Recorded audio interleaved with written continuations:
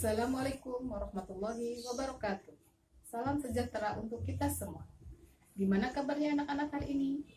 Ibu mendoakan semoga kalian dalam keadaan sehat semua, tidak kurang satu apapun. Hari ini adalah pertemuan pertama kita dalam proses pembelajaran matematika di tahun pelajaran 2020-2021. Sebelum ke materi, Ibu akan memberikan dulu kesepakatan dengan kalian atau semacam kontrak belajar yang harus kita laksanakan selama proses pembelajaran matematika. Mari kita simak kontrak belajar. Kontrak belajar. 1. Sebelum dan sesudah belajar, diharuskan berdoa sesuai dengan keyakinan dan kepercayaannya masing-masing. 2. Sebelum pembelajaran, siswa harus menyiapkan alat tulis dan buku paket sebagai buku pendamping. 3. Siswa wajib menyimak dan mencatat materi yang disajikan oleh guru. 4. Jika ada materi atau soal yang belum difahami, silakan ditanyakan. 5. Di akhir pembelajaran, siswa wajib mengerjakan dan melaporkan tugas. 6. Tugas dilaporkan selambat-lambatnya pukul 20.00. 7. Kehadiran siswa akan dilihat dari tugas yang masuk. Jika tugasnya tidak masuk, dianggap tidak hadir. 8. Setelah pukul 20.00, penyelesaian tugas atau pembahasan soal akan di-share. Itulah tadi beberapa kontrak belajar yang harus kita laksanakan selama proses pembelajaran matematika. Baik, sekarang kita mulai pembelajaran matematika, tetapi sebelumnya, marilah kita berdoa menurut kepercayaan dan keyakinannya masing-masing. Doa dimulai. Doa selesai.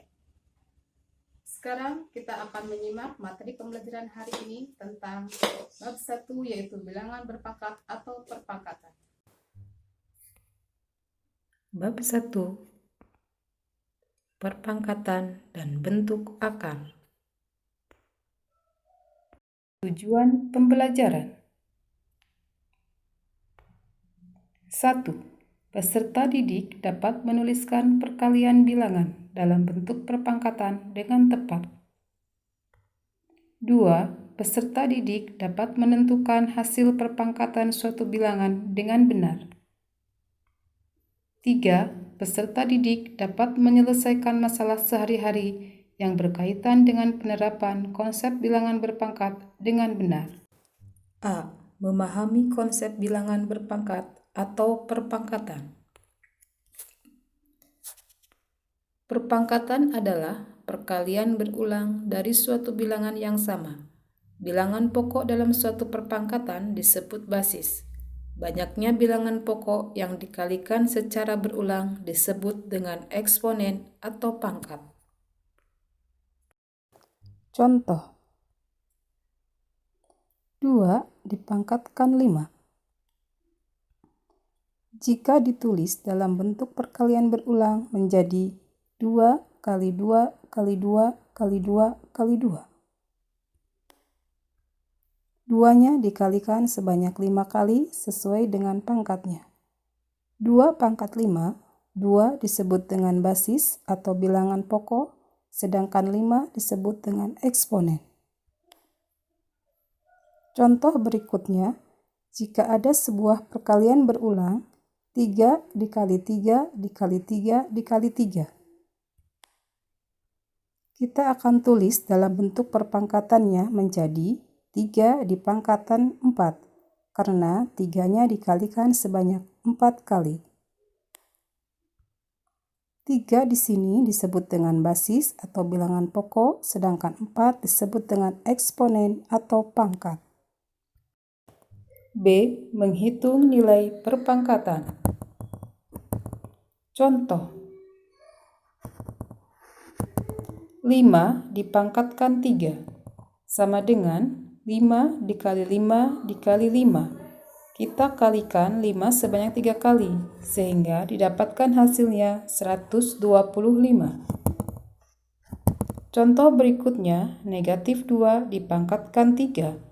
Bilangan pokoknya di sini adalah negatif 2 dan pangkatnya 3. Berarti yang dikalikan sebanyak 3 kali adalah negatif 2. Negatif 2 dikali negatif 2 dikali negatif 2. Negatif 2 kali negatif 2 positif 4 dikalikan lagi dengan negatif 2 sehingga hasilnya adalah negatif 8.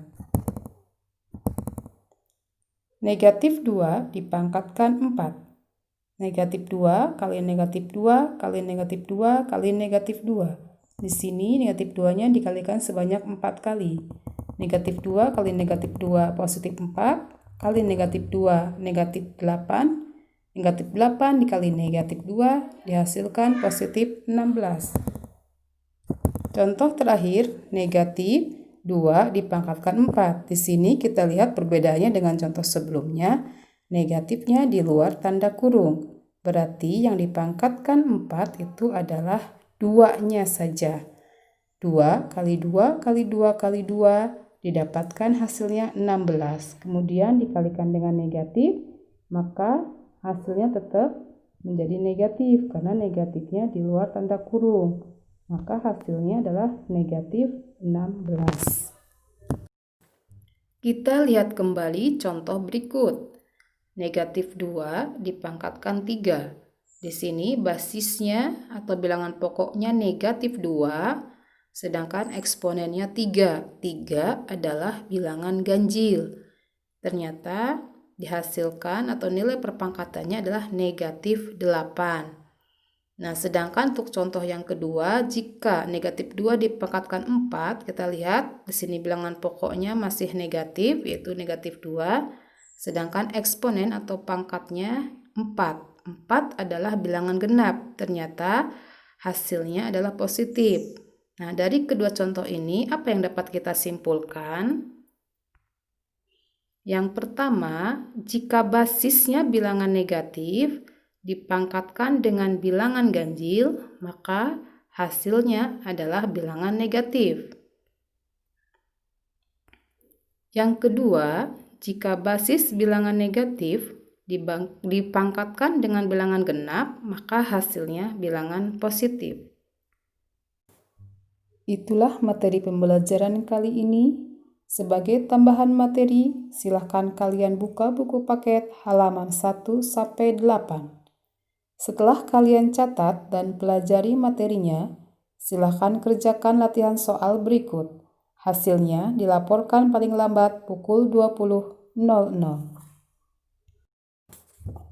Sekian pembelajaran kita kali ini. Jika ada materi dan soal yang belum difahami, silahkan kalian tanyakan. Terima kasih atas perhatiannya. Sampai jumpa di pertemuan berikutnya. Wassalamualaikum warahmatullahi wabarakatuh.